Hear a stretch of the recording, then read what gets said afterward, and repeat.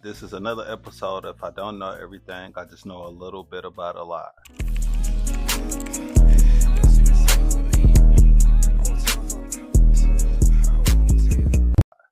And today I want to show y'all what I use as a beginner, started my photography and videography business. First up, this is something that I've been wanting for quite a while now, and it's the DJI. If I'm doing light content for somebody, then I'm definitely going with this. And typically when I'm using the DJI Osmo 3, I'm only doing light content. I'm not bringing out all the other stuff if I'm only doing like light forms of content. It does great following movements. It has great tracking and amazing audio for something to be so small.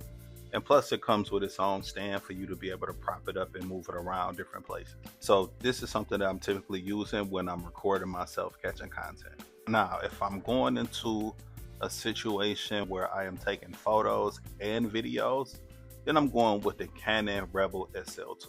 I really love this camera. It has the fold out screen to it, and it's a lot of options that come with this, like Wi-Fi, Bluetooth capability. So I can connect this to my phone and I can just set it up and I can shoot from a different angle while using my phone for content, also using the DJI. So I get multiple points of access for A-roll and B-roll content. But this is what I typically go with if I'm taking photos and videos. Now, the difference in between this and the DJI when it comes to photos, then I would say that I have a way bigger screen on this than I do on this. So would I trust the photo quality of the DJI? Of course, it has great video quality. I can see like a larger visual. I'm not squinting to look at it versus using this screen. If I am doing a photo like event that's with videos, I am typically using this. I also have a few different lenses that goes on this, but when it comes to just simply photo quality, I give it to the Canon Rebel SL2, only simply because the screen. I'm able to use this screen to track every single thing that's in my shot. I can see if it's blurry, I can see if it's unfocused, I can see exactly what it's pointing towards. So I'm definitely going with this one for photos over the DJI. Love them both the same. Now with the Canon SL2, it's with this video quality, amazing.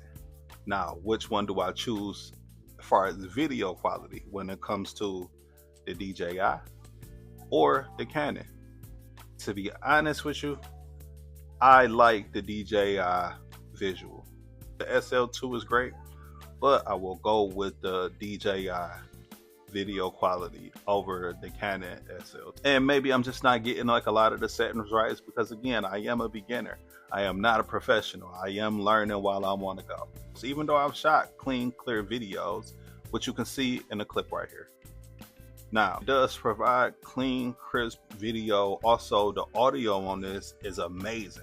Without no extra extensions, the audio picks up super clear, which you can hear in the video here as well. And we in this together, and that's what I'm saying. That's some pretty clean quality audio right there, and it's only coming from the camera alone. Now, other qualities that I like about this is, again, like I said, it has the flip out screen, and if I'm in a bright area, I can twist this down to block some of the sunlight, but that comes with its own disadvantages as well. So in addition to having this camera, another quality piece that I have that goes with it, it's the newer F700 7-inch monitor. This has worked wonders for me being out shooting. That is clear displaying, LCD screen, it's bright, and it helps me focus every single shot. In addition to this, what it does is it mounts to the camera, it's able to swivel, it's able to show me clean, clear visuals every single time. It helps me focus. It's have its own inputs on there. It also comes preset with 15 different LUTs on there. This retail for about $300, like $300 plus tax delivered to me, which I think as a beginner, this was a great investment for me as a beginner. I won't give you a whole bunch of specs and a lot of details about what it actually does. I will probably say that for another video. If you would like something like that, drop it below in the comments and I'll make sure I get back to you. But the details and the specs of what I like about this so far is that all it does is maximize the visual screen. And who doesn't want the maximization of a bigger screen? I mean, we do that with iPhones all the time. So we go from the regular iPhone, iPhone Pro, and the iPhone Pro Max. And it's all because of the bigger screen, larger LCD display. And this is a video of me moving around with it. So I'll either sit it on my tripod. My tripod is from Sunpack. It's a 70-inch tripod that converts over to a monopod as well. If I'm just getting just a straight ahead video, something similar to like what I'm doing right now, this would just be sitting on a tripod. For most medium to high content clients that I plan on working with, because I do plan on working with y'all, I will be calling, I will be sending out emails, I will be pulling up to these establishments and trying to get you as a client for VS media and content. So this is an amazing thing to have as a beginner because it helps so much for a beginner. Now my fourth piece is I had to go Tech. I didn't buy this brand new. I actually bought this off Marketplace. So far it has done me wonders.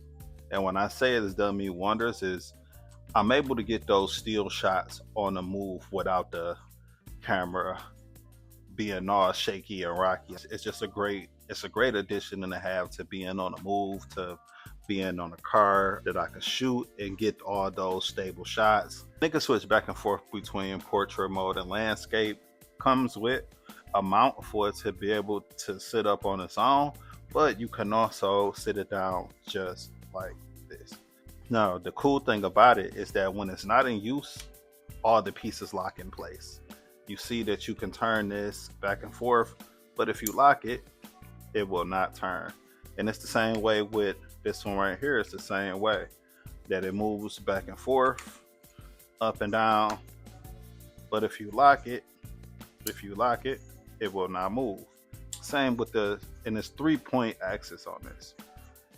So with this 3-point axis, that is full 360 degrees.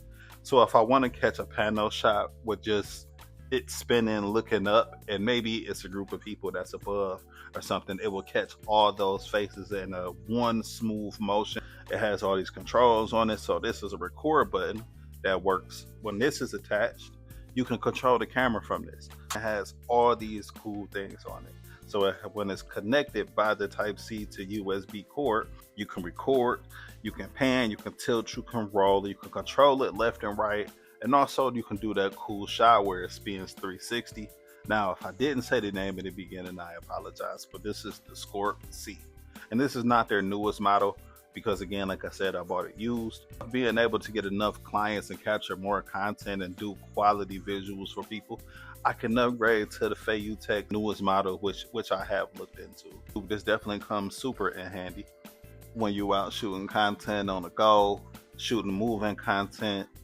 And one thing that I will say about this, you will have to bend knees to use this, to get those continuous great shots and keep everything stabilized. It does a pretty great job when it's on, but it doesn't do all the work for you. And other than that, that's it. So, and that's really it for what I use as a beginner, catching content, filming content for myself and filming content for others, taking photos. And you can see a little bit about the quality of what I do in my shorts or other long form video. And that's it, guys. Any questions or suggestions for me of things that I should use, please make sure you drop them down in the comments, and you make sure you hit that like, follow, subscribe, and turn that bell on so you can get notified. Thank y'all for watching, and we'll see you on the next video.